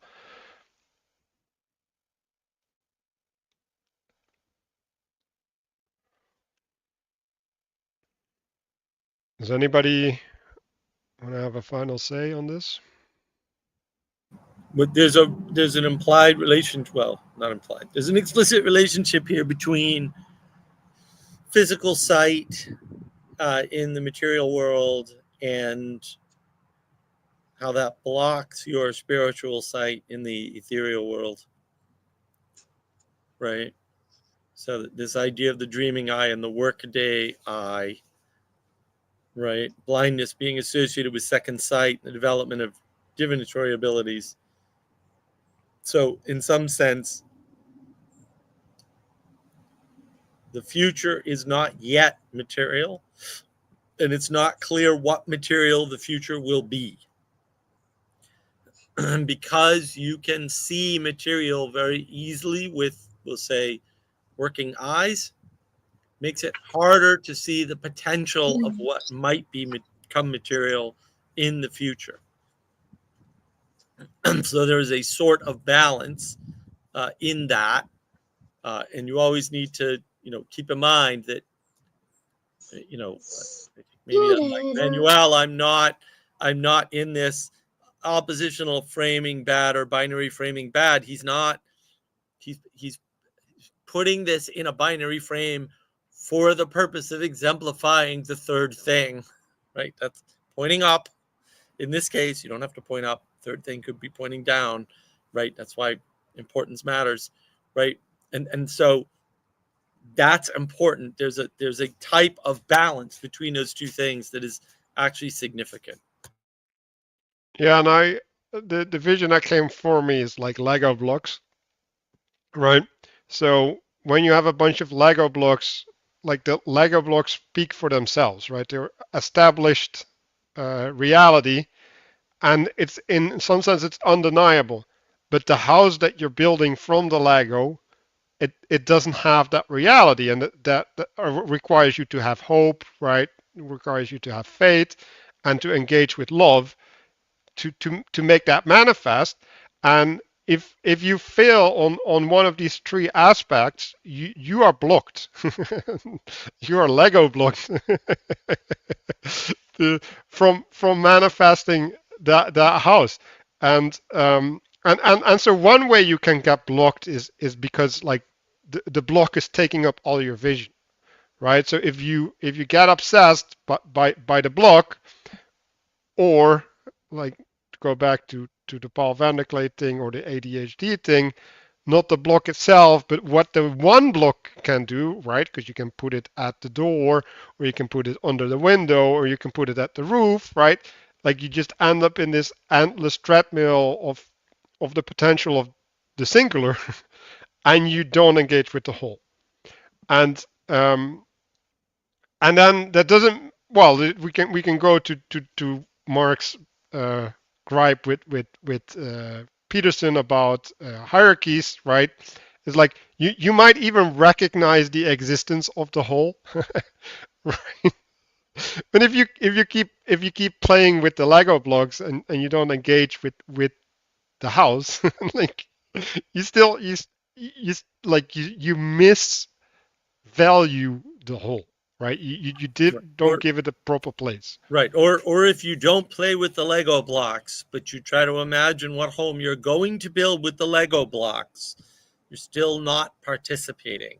And that's close to where Peterson is. He is not moving the Lego blocks at all. He's pointing at Lego blocks and he's pointing at vision, and he can't resolve let's say the answer to whatever conundrum it is he thinks he's trying to resolve.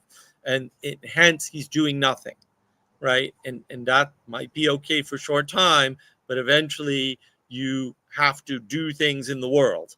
And that requires responsibility and leadership and or authority. Right. It requires a bunch of things that we'll say aren't being done. And I think I didn't foresee you bringing that up. It's a good find. Right.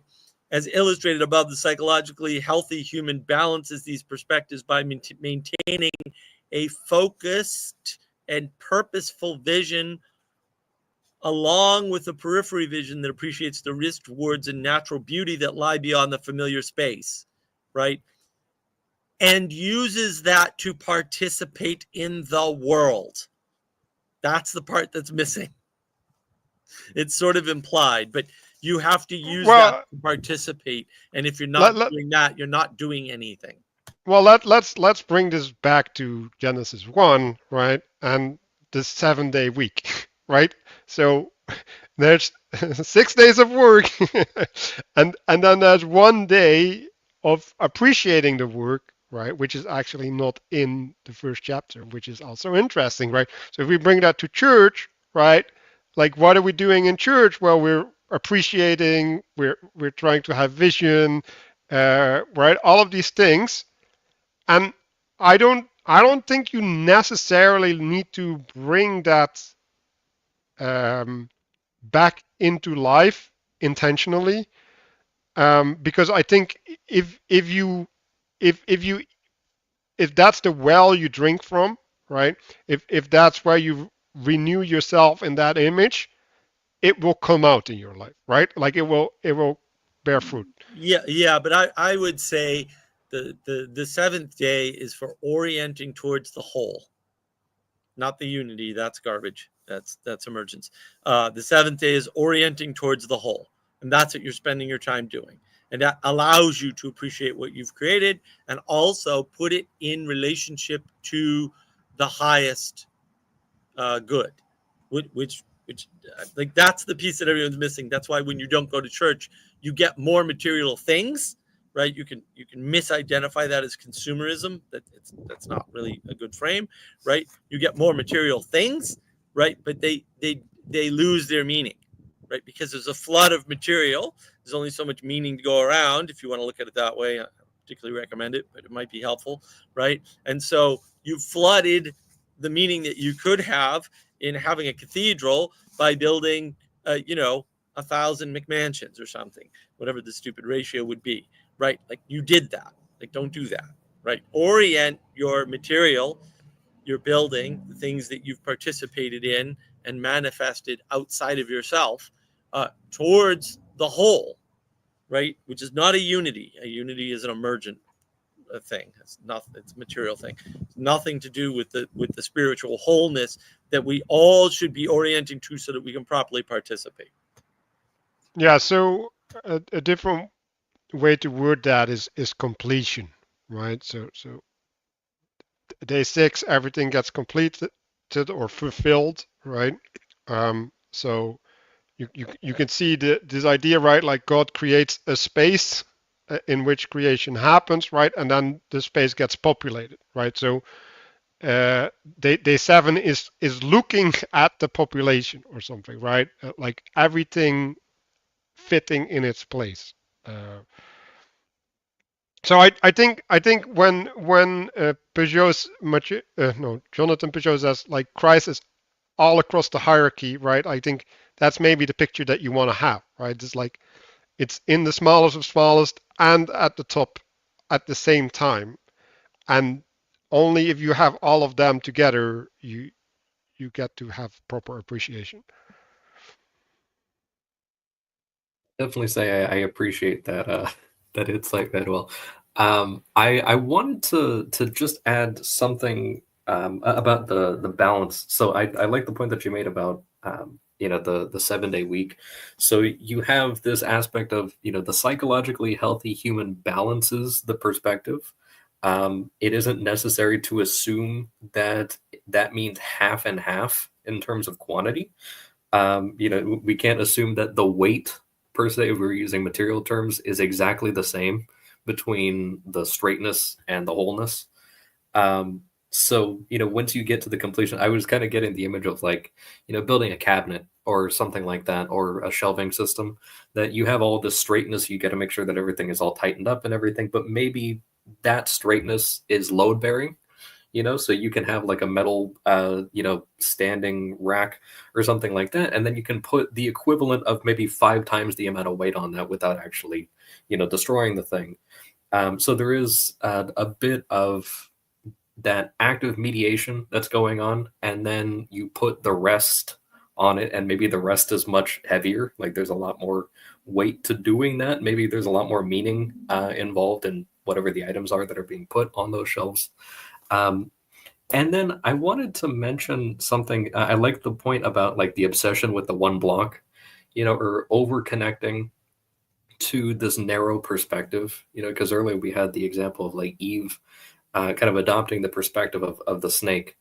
And you have this kind of lacking that complete view. And then in a sense, instead of doing, what I use the example of like, supernatural help, an example being veterinary care, it's kind of the reverse. It's like allowing a dog to perform surgery on you or something like that, where it's like it's a completely upside down mediation. And the same thing goes with these things like the non like the things that don't have will or intent but have agency, like machines and stuff like that, where it's like allowing that to dominate you in a sense. You wind up completely obfuscating your supernatural position in relation to it. And that just reminded me. So I'm not really going to go into this deeply this week, because I'm going to harp on it hard next week. But you have the balance between, the left and right. And we're going to get into what grace is while maintaining the eye perspective. But you have this thing of, a person can see themselves as very righteous and say, oh, I am doing the correct thing and everything. And maybe I'm also complete as well. I have this good thing. But here's a thing that is completely outside the perspective of what's okay. Here's some sort of infraction or something like that, bad behavior, maybe something that's extremely scandalous or something. And then that person goes and looks and says, you know what, it's such a lowly thing, but let me take a look and see how far this world has fallen, or something like that. And then they start focusing on that one block, and then that winds up stealing their attention, and then that can actually kind of suck you in. By giving your attention, you wind up getting more of it, and you're kind of inviting it in a sense. You're accounting for the snake rather than just putting it in its place. And that can present a lot of dangers. So I'm not going to go any further down there, but we'll have a lot of that, I think. Reciprocally narrowing. Yeah. So I just realized something. So the thing that you were talking about with the scales, right, and the balancing, like you have two types of scales, right? You have the one where you have the quantified weights, right, and you put them on the opposite side, right, and then you balance in that manner. But there's also a scale that works on a lever, right? So you have a weight on a ruler, right, and you move the weight on the ruler, and because of the lever, you balance it that way. And I think that's a way better way to think about it, right? Because basically that's talking about leverage, right? It's about you adjust the weight, right, to give it proper proportion, right, proportionality. And I think because when you start putting in like a bunch of weights, you end up in a quantified world, right? You make a digital relationship, right, while the other one is an analog one. And you can even add the component of time in there, right? Because the scales take time to tip, right? So if you have the weight averagely being at the right point, right? It doesn't have to be there all the time, right? It just has to be there enough of the time so that the scale doesn't fall over, right? So that's maybe a good way to think about balancing as well. And I'm going to ask Gustav to speak because he had something on his mind. Not really. Just kind of. There's this thing on my mind about how the left eye sees things as miraculous or like as unusual in some sense. I think in a way there's this blindness of the right eye, of how we interpret the things of the right eye sees as mundane and usual instead of unusual, and in a way we don't see them at all because they're not remarkable. They're totally unremarkable and everyday, and we kind of because the right eye corresponds to that which is familiar and so on. It's sort of the linear thinking. Everything that happens through the right eye is kind of mechanical, reliable, consistent, every day, and I don't know if that's integrated. true actually. But You know? no, because like so I've been listening to Andrew Wilson and he's debating, right? And he's debating lefties. And so I realize that there's a dynamic, right, which is well analogous to the left and the right eye, right? So all the lefties want to do is they want to look at a potential world, right? It's like, well, if only things were this way, right? And when you debate, right, or when he debates, you need to define your terms, right? Like you need to constrain them, right? So did he was talking about well that reduces to this, right? So when you reduce something, that's an operation that you apply to something, right? And so you're making a map, right? You're making a model so that you can move pieces across a chessboard, right? So that you can see how they behave. But if you don't confuse the map for the territory, right? You say no. like under these constraints, right? We say that this piece moves this way, moves that way. But if you keep in mind that you've made that reduction, then that's not an issue.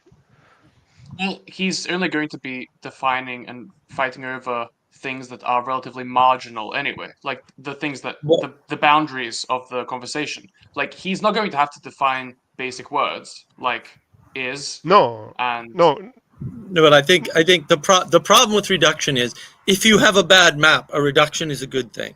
Leftists have a bad map, right? They're mapping in an ideal world, and that reduces down to certain core concepts, right? And so you like a reduction is not a mapping. A reduction is a noticing that a mapping is incorrect most times. You can have false reductions, obviously, right? You can over reduce. That's true. When you're over reducing, you're creating a map out of the territory. But when you're reducing, you might be fixing an error in a map. And I think that's part of the problem is that, to Gustav's point, one eye is comfortable and look in sort of seeking comfort, and the other eye is the eye that responds to novelty, right? And so it's the shiny, and that's effectively what's happening is that those two interactions are are the things that we're combining to create our interaction and map with the world, and that is what what's sort of being gotten at here is that when you combine the two things above, you get the thing below, right? Which is this integrated view of the world, right? Or understanding of the world is more likely, right? That is complete with all of the things that we've talked about previously, right? And so you get the quote third eye, right? Because there's an eye in the middle of that bottom diagram, complete with ornamentation and with the we'll call it the proper orientation of the parts. So that's the square with the four arrows. Like we've already gone over that, right? And so it's sort of implied. That's why these diagrams aren't labeled, right?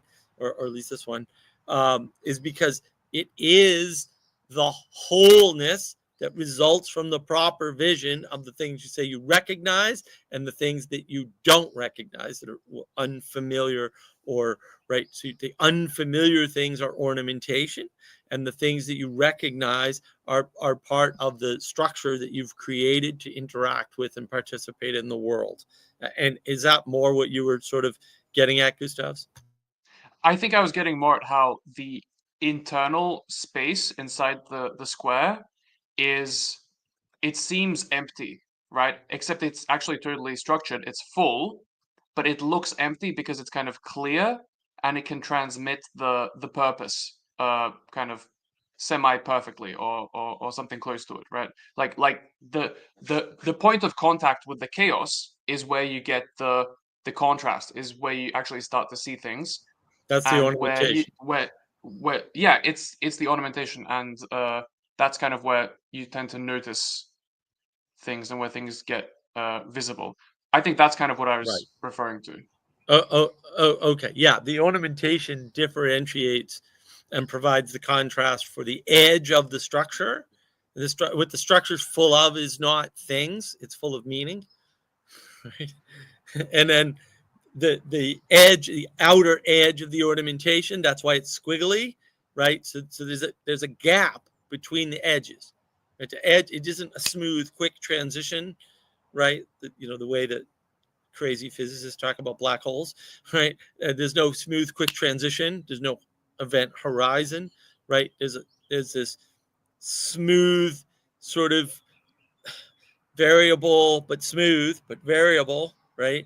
Um, way of seeing the contrast between the outside of the structure and the things outside of the ornamentation, and the ornamentation is the gap that allows that. So I want to add this idea, right, of an internal critique, because that's what he's doing, right? And I think the reduction happens to adopt the eyes of the other, right? And so the thing that Mark points out is like, yeah, well, like if there's no if there's false eyes or whatever, and someone is supposed to convey their eyes to you, then yeah, like you're just gonna blow up their world, right? And that's the dynamic that you see happening, right? So if you go to the top left thing, right? Like they're in that space, right? They're just with the wandering eye looking at the world. Oh, how could this be? Ooh, right? They're in wonder, right? And then they're drawing conclusions from wonder, right? And then they're saying there's an established space here. And then there's the question is, well, how did you get to the established space, right? Like what methodology did you use to come from A to B, right? Because like it could be valid or it could be invalid, right?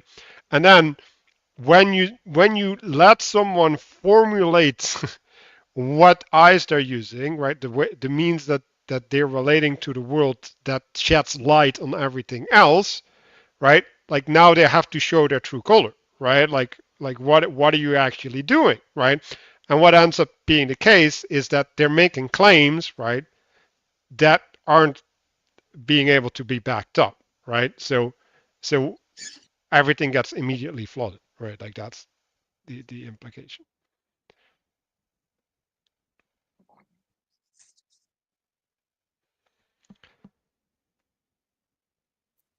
I'm not sure if this got mentioned before because I did have to step away a couple of times, but I just wanted to kind of point out the contrast between the straightness diagram above and then the complete one.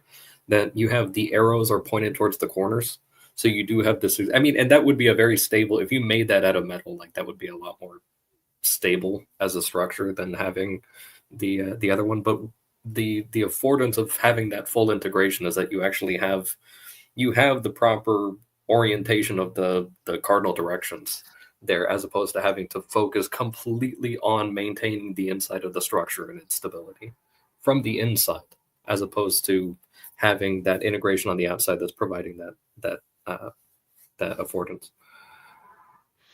And so like women or the feminine often complains about hard edges, right?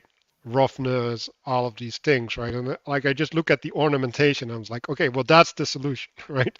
Like if you have ornamentation, then the offense disappears, right? And so why are they seeing hard edges? Well, because they can't believe in the ornamentation or something. I don't know. They can't see the beauty in what the meaning of the space can provide or something, right? So they can't relate to the provisionary aspect of the order.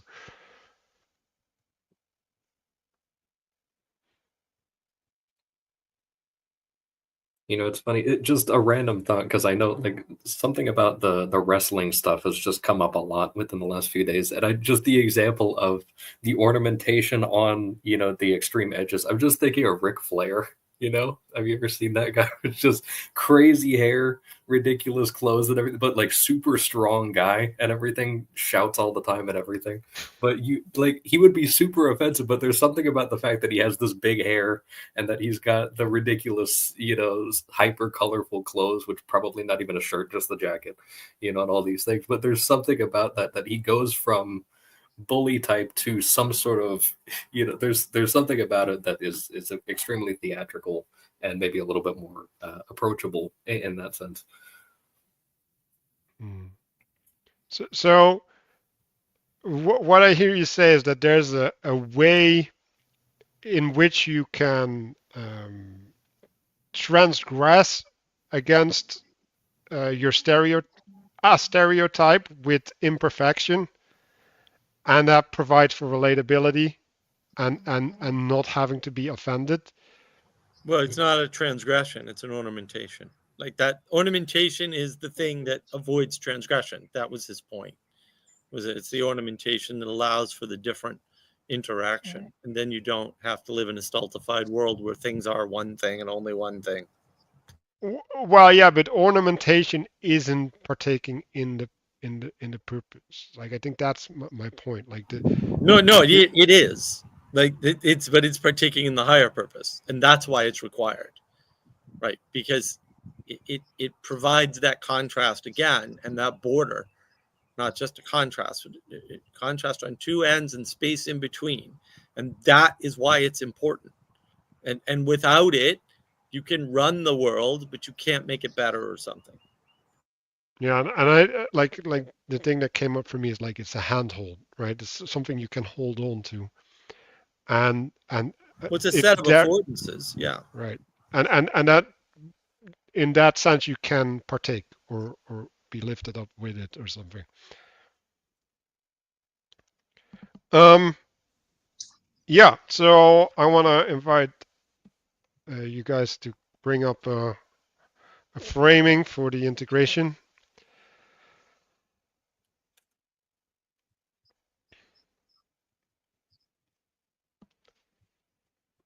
Um, Well, I I, think I I'll just propose the following then. I think that taking what's, we'll say, what's more in the book, since we were definitely beyond the, not beyond the chapter, but we were sort of taking the chapter for granted, right? We're just saying everything in the words here is completely accurate except that maybe that one word.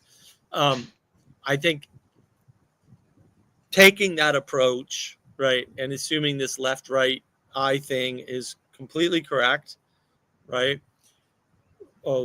Look at how to integrate that into the proper orientation vis-a-vis the bottom diagram, right, into the world with all of the components that we've talked about in previous chapters, such as the ornamentation, the right orientation of the arrows, right, and now this new concept that's basically been, I guess, only introduced in the in that diagram, which is that third eye, right, and start to think about how that participation should be you. Probably not today.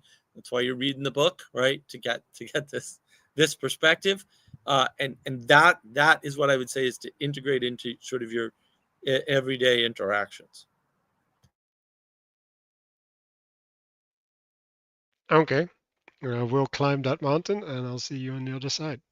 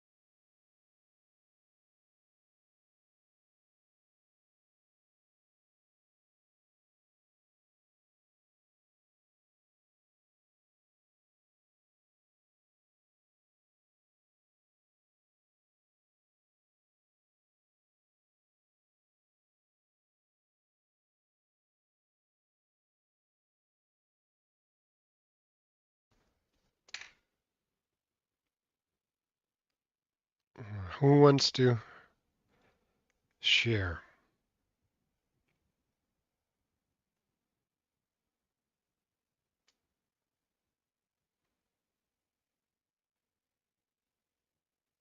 I'll go.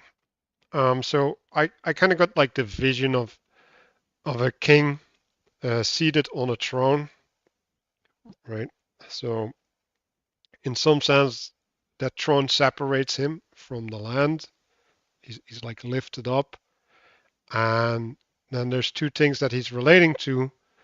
One thing is the land, and the other thing is the surroundings of the land.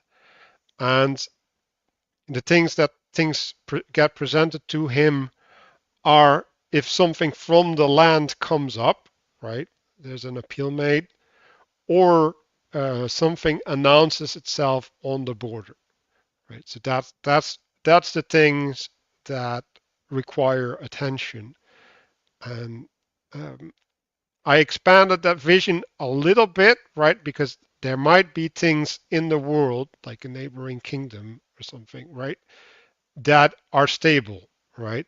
Like you know that they're ever present on the border or something, and so you'd place an outpost there, right? So you'd send someone there uh, to be an extension of your body in that place, but you don't make it into your dominion, right? You basically you take the temperature, so that you know what will come at you, right? So there's just things that you require you to have sustained attention towards, um, because they're going to be ever present.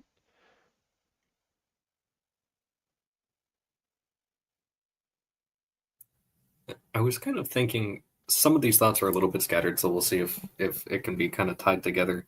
But thinking about this thing of the integration and kind of a necessity of letting go of the extreme. If you're transitioning from having the two dual perspectives above in those diagrams, and then kind of transitioning into the one that's below, there is a certain level of giving up that's involved. I mean, you have to actually relinquish, in a sense, that ability to just wander with the one eye and the ability to just kind of impose strict meaning with the other one. So I was thinking of, we talked about supervisors, and there was a comment about micromanaging. And so you have this sort of bit about you can have people under your supervision who are not strictly speaking doing things exactly the way that is the most efficient or something like that. But there's a certain level of loosening, or maybe you could say mercy, that you can extend that actually allows smoother participation, or maybe participates in a higher principle.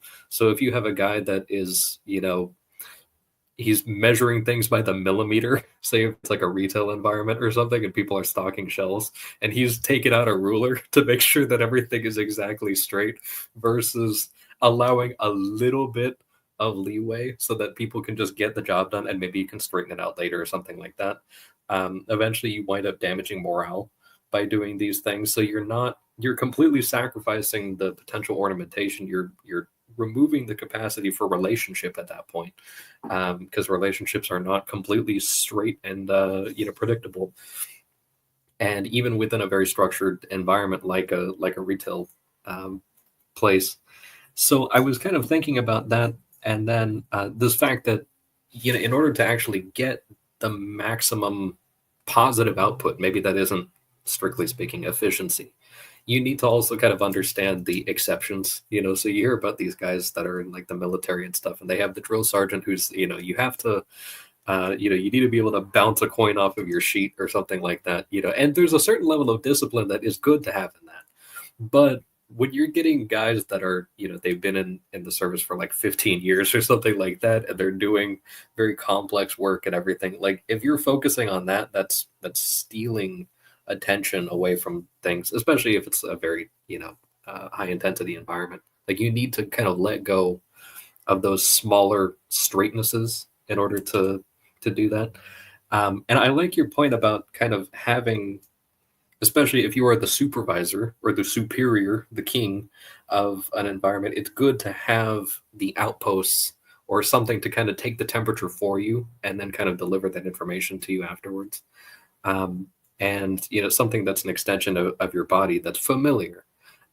Being able to kind of, we're going to get into this next week a bit with the birds and the type of mediation that they allow, where Noah himself has the two types of vision, but then he's also got these birds that are participating in those types of vision at a distance for him, and then he's using his vision to interpret the different mediation that's there. So I just want to kind of, I guess, leave on a cliffhanger there, while also just kind of mentioning the importance of that sub mediation, whatever the reverse is of supernatural, like that's a lower nature that is participating in a lower way that's extremely useful to the supervisor. Submission. Right. Yeah. That's good.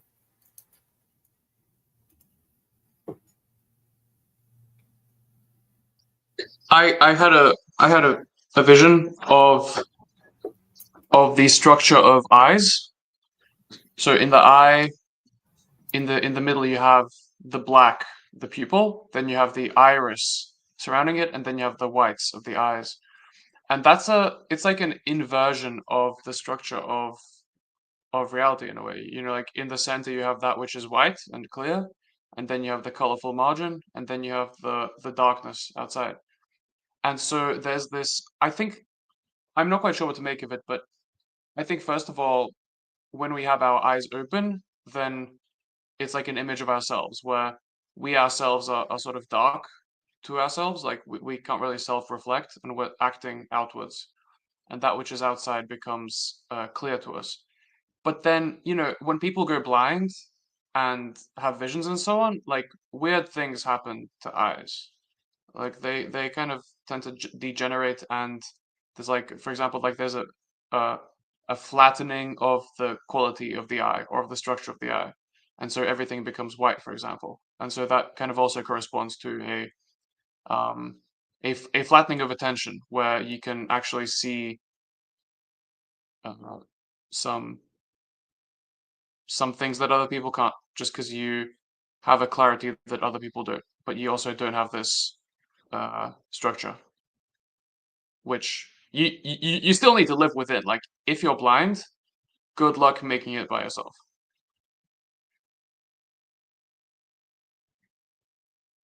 in the forest. So that I like this idea of the lack of use is removing the necessity to maintain complexity.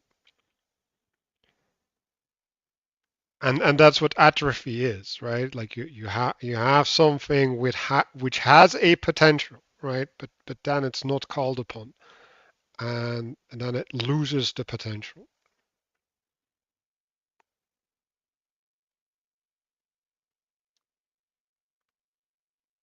And when we're talking about, well, spiritual eyes, right? Like Mark was complaining about people being able to reason or something, right? And or make arguments, and that they lose that capacity because, well, they're not using it. And maybe to go back to the kingdom analogy, right? Is like, well, like when you have roads and you start using different roads and you don't maintain the old roads, right? Like the way that you navigate through your country, like at a certain point, you're not even going to consider the old roads because they're not in your awareness. Even if their physical existence is still there. Another way is when something is built, right, and you just keep on building, the old ways of maintaining the structure, or like for example a well, right, might still exist in a location, but when you've got like uh, tap water, um, and the tap runs out, like who's gonna remember that you can get water from the well? It's like,